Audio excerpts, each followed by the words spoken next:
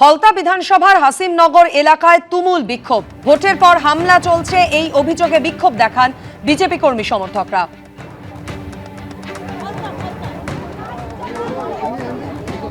বিজেপিকে ভোট দেওয়ায় হামলা চালাচ্ছে তৃণমূলের দুষ্কৃতীরা, এই দাবিতে বিক্ষোভ দেখান বিজেপি কর্মী সমর্থকরা।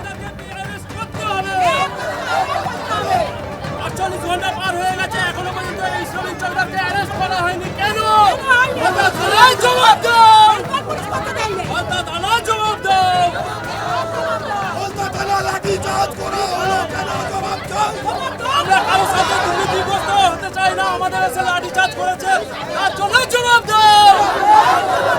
আমাদের এখানে লাঠিচার্জ করা হয়েছে ফলতা থানার আইসি, তার জন্য জবাব দাও।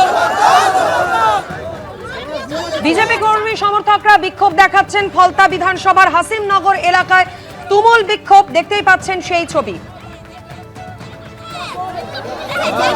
মাথায় লাঠিচার্জ করেছে তার জন্য জবাব দাও। লেডিসকে লেডিস পুলিশকে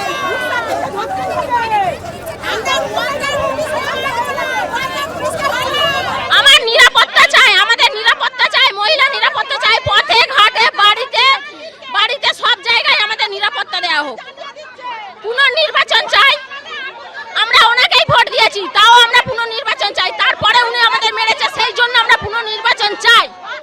আমরা আমাদের সদস্য কিছু বলেনি, আমাদের সদস্য আমাদেরকে কোনোদিন কিছু বলেনি, আমাদের সদস্য প্রসেনজিৎ সামন্ত কোনোদিনই কিছু বলেনি।